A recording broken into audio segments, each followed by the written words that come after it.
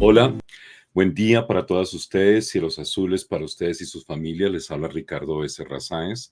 Yo soy formado como diseñador industrial y me desempeño actualmente como consultor en diseño universal, en accesibilidad y en servicio incluyente a la ciudadanía.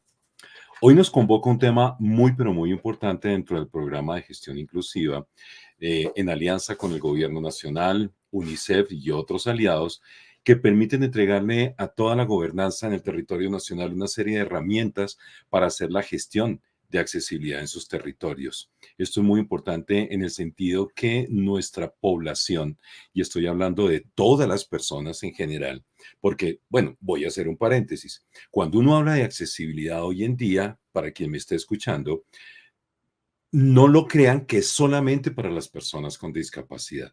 Esto digamos que ha sido como un mito establecido desde hace muchos, muchísimos años. La accesibilidad ya es potestad del universo. Es decir, ya hablamos de accesibilidad universal para todas las personas sin excepción alguna, sin distingo de edad, sin distingo de raza, de etnia, de condición, de funcionamiento humano, de su orientación sexual diversa o su identidad o de su origen cultural y étnico diverso. Aquí entramos todas las personas. Cierro ese paréntesis. Entonces, este módulo les va a ayudar muchísimo a entender, por una parte, cuáles son esos mitos, esas falsas creencias, esos imaginarios que tenemos alrededor del concepto de la discapacidad y, por supuesto, de la inclusión para las personas con discapacidad, focalmente. Sin embargo, haremos mucha mención a toda la diversidad humana, encontrando básicamente 5 tipos de personas. Uno, las personas con discapacidad. Yo me identifico como persona con discapacidad. Yo soy portador, o más bien receptor, fui receptor de la poliomielitis, un virus a los 2 años. Hoy en día me movilizo en silla con ruedas. Y hay otras 6 tipos de discapacidad que las veremos también cuando articulemos con todas las garantías de accesibilidad para los equipamientos de uso público, el espacio público urbano, los sistemas de transporte, los sistemas de información y de las comunicaciones. Primero. Los segundos son las personas mayores, que también han sido excluidas de todas estas dinámicas en algunas circunstancias en particular.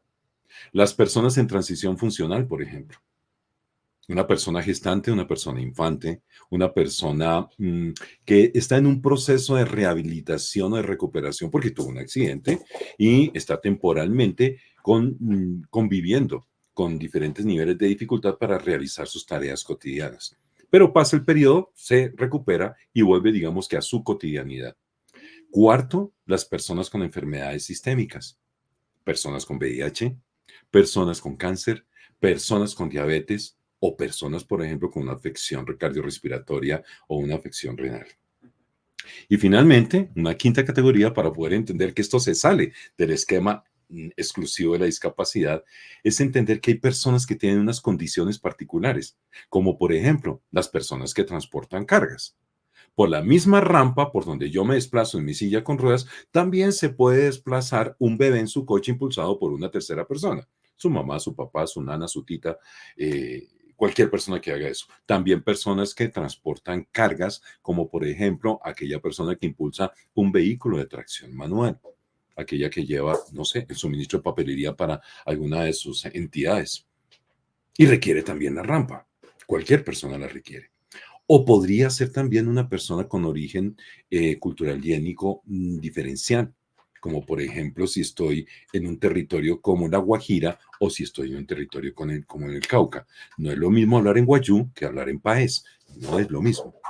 O también cuando me encuentro con personas que tienen una identidad y una orientación sexual diversa, o personas extranjeras, o personas que tienen una necesidad particular de lectoescritura, antes llamadas analfabetas. En ese orden de ideas, observen que esto es absolutamente transversal. De hecho, la discapacidad es transversal. La accesibilidad asegura el pleno ejercicio de los derechos de las personas. Si yo tengo un punto de servicio a la ciudadanía, debe ser accesible y adicionalmente en su espacio, en toda su plataforma de comunicación, por ejemplo, la señalética del lugar o carteleras, la información que yo tengo ahí, o incluso los objetos, el caso del mobiliario. Entonces, esto se cruza totalmente entendiendo el fundamento central y el foco central del propósito de la inclusión, que nos está diciendo que debemos respetar la dignidad, la autonomía, la libertad en la toma de decisiones y la independencia en la vida diaria. Señor alcalde, señora alcaldesa, ¿a qué le apuntamos? Tenemos que asegurar eso. ¿Cómo? Hay formas de hacerlo a través de la destinación de recursos, también porque no es lo mismo hablar de un pueblo de sexta categoría, hablar de un municipio, de un distrito o una ciudad de primera categoría.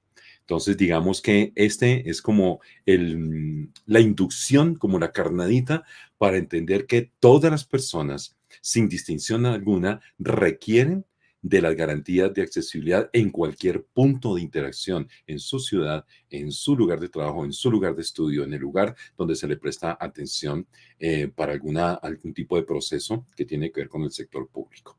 Entonces, de esta manera, este es digamos que el inicio de este módulo, de este curso que está liderando el programa de gestión inclusiva de UNICEF en articulación con las otras entidades.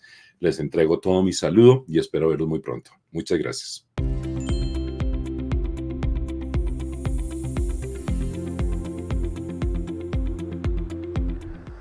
Un saludo especial para ustedes. Soy Juan Carlos Ortiz y los acompañaré en este módulo para que conozcamos la importancia de la accesibilidad digital.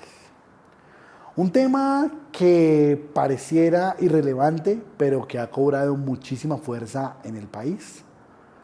Sobre todo porque si recordamos los conceptos de accesibilidad y de diseño universal, entendemos que tiene que ver con el diseño de productos, de servicios, de objetos, de comunicaciones que pueden ser usados por la gran mayoría de personas, sin necesidad de costos exagerados para su adaptación. Y eso significa que uno debe tener información digital disponible para que la gran mayoría de personas la comprenda. Piensen por un momento si la información que ustedes producen, que sus oficinas de prensa, que sus medios de comunicación producen, es realmente para todas las personas. Bueno, pues probablemente sí o no. Lo importante es que en este módulo daremos algunas recomendaciones para que justamente haya accesibilidad digital. Y justamente esa pieza comunicativa, esa página web, esa infografía, ese video, esa información digital que produzca, sea comprendida, insisto, por la gran mayoría de personas. En un primer momento vamos a tener una introducción sobre la importancia de la accesibilidad y la accesibilidad digital. Luego nos concentraremos en cómo hacer documentos accesibles, más allá de una página web. Cómo hacer un documento en PDF, cómo tener un correo electrónico accesible, entre otros. Luego nos vamos a concentrar en una segunda parte en los videos, cómo hacer producción audiovisual accesible. Y sobre todo, un solo producto para todas las personas, no una versión para unos y otra para algunos. Y vamos a hablar sobre las páginas web y cómo lograr unos niveles de accesibilidad de acuerdo a las normas colombianas e internacionales. Pero sobre todo que logre la satisfacción de los usuarios, que es lo más importante. Pues bien, les invito a este recorrido, a este viaje por la accesibilidad, con la cual la idea es que al terminar este módulo rompamos algunos tipos de barreras, entre ellos las comunicativas, las del servicio y las actitudinales. Si rompemos esos tres tipos de barreras, seguramente el producto que ustedes hagan o sus equipos de trabajo será más inclusivo y más accesible. Bienvenidas, bienvenidos.